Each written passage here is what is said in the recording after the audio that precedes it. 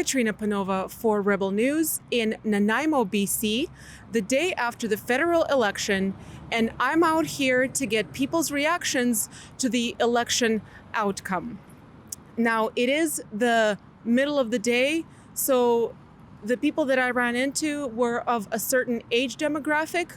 A lot of them were retirees and boomers, and, well, their reaction is something that may or may not surprise you. I ran into one young person. I was hoping to get a bit more reactions from people that are under the age of 45, but alas, they're all at work, I guess, working really hard in order to try and get ahead in Canada. Anyway, here's what people had to say. Hi, guys. Can I get your thoughts on the results of the election from last night? No. No? Did you guys vote? Yeah. Carney won, so Is that a good thing? yeah, it's a good thing Why did you vote for Carney? because he makes most sense out of people. So, What makes the most sense to you from his policies? I don't know. Is there one specific policy that you were really interested in of his? No. Okay, thanks for your time. All right. Bye-bye. Oh, I'm very happy. You're happy? Yeah, the You're- only thing is I wish that it would have been a majority government. So you voted for Mark Carney then? Yes. Why did you vote for Mark Carney? He's virtually a genius in finances and whatnot, and he has a lot of past experience. And right now, dealing with the U.S. and their president is going to require somebody with a lot of experience. Pleased overall. Please Glad. overall. Pleased overall. Yeah, So you're happy Carney got in? absolutely. What was the important reason for you to vote for Mark Carney? He comes across to me as somebody that is trustworthy, has a plan, both domestically and internationally, and those were two important points for me.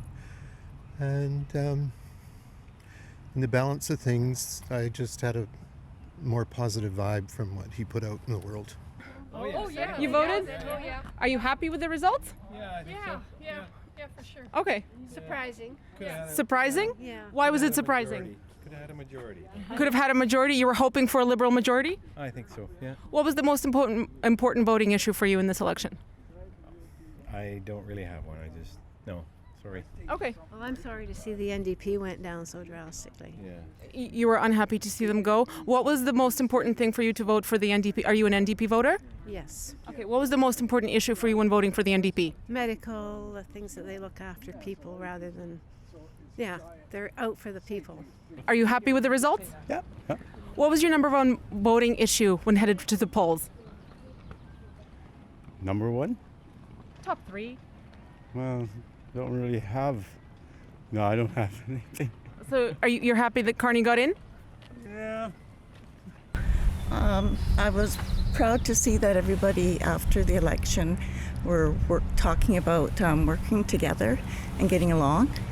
From what I saw anyways, it was a positive attitude. Okay. Quite disappointed. The Liberals ran a candidate here who had no ground game, and the Liberals have never won a seat here since the 1940s, so why even concentrate on trying to win a riding like this? And they really split the vote. So you're unhappy about the outcome of the Nanaimo Ladysmith result? Absolutely. So you were happy with Mark Carney in charge? Absolutely. Was that your number one voting issue, dealing with the U.S.? That, and you know what? His first 4 days in office when he took over, he did something for our great country that has never been done before in 30 years. What's that? They agreed to get all the provinces together and take out the border boundaries and borders and whatnot. So it's free trade right across our country. Okay, was that important for you? Oh, very important, yes. What's your number one issue when you were voting in the election? A balance between domestic and international challenges that we're facing now as a country. Okay. What do you think about the levels of immigration in Canada under the Liberal government? Uh, You think it's a net positive for Canada? I think overall it's a positive, and I think we live in an international, global world, and people are moving around, and people bring strengths and contributions to. And you're happy with the results? I'm happy with the results that everybody's planning on working together. Okay. Yeah. And so, did you vote for Mark Carney, or or did you vote for someone else? I'm not comfortable in telling. I voted Green. Green. Okay. Why was it important for you to vote Green? What's your most important voting issue? The climate change and low-income housing. Low-income housing. Do you think the fact that Canada is having a massive influx of new people, immigrants coming in here, that's contributing to the housing prices and the housing crisis in Canada? No, I do not think that at all. So you think that housing construction has kept up with the demand? No, the housing construction has not kept up with demand, but the problem is in this country is that we have rampant inflation caused hugely by Trump's tariffs. We also have a lot of people just buying up houses to sit on as investments. I think the housing market is a bigger issue than the number of people coming into the country. I think that. How do we solve the housing affordability crisis that's happening in our streets? Well, luckily that I, as one individual, don't have the answers for all of that. But I think we have to take a collaborative, cross-political view, work with each other to come up with some solutions. That's been building for a long time. It's not a recent issue. It's an issue that's been building in the country for certainly over a decade. Okay, so the Trump tariffs were a very recent thing. So the housing crisis has been unfolding for like a decade. You don't think that mass immigration has contributed to that in any way? I do not think mass immigration has contributed to that in any way, and I think you're trying to put a very negative context on Canada's immigration policy. So you're happy with the levels that are currently coming in every single year? Absolutely. Okay, and you don't see any negative downfalls to that at all for the healthcare industry, for the housing? Not at all? Not at all, no. Okay. Do you think Canada's natural resource sector will boom under Carney, or do you think there might be some hindrance with his green policies, for example, for our oil and gas sector, our lumber sector? I think they'll grow, and I think they'll grow in balance, because I think the green issue, the issues of greenness and environment have to be part of the balance.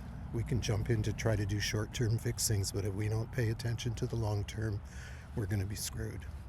Carney has said he would not repeal Bill C-69, which means no new pipelines. Do you think that's good or bad for Canada?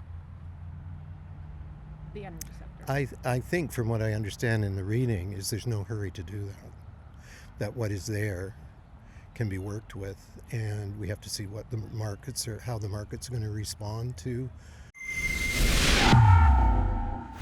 Oh, hi friends, Katrina Panova with Rebel News. As you know, Rebel doesn't take a single penny from the government for handouts. We rely solely on viewers and readers like you to tell the other side of the story. And if you value our election coverage over the last month, please go to campaign2025.com. That's campaign2025.com, and if you're able, make a small donation so we can continue doing our journalism and keep holding the government accountable. Thank you.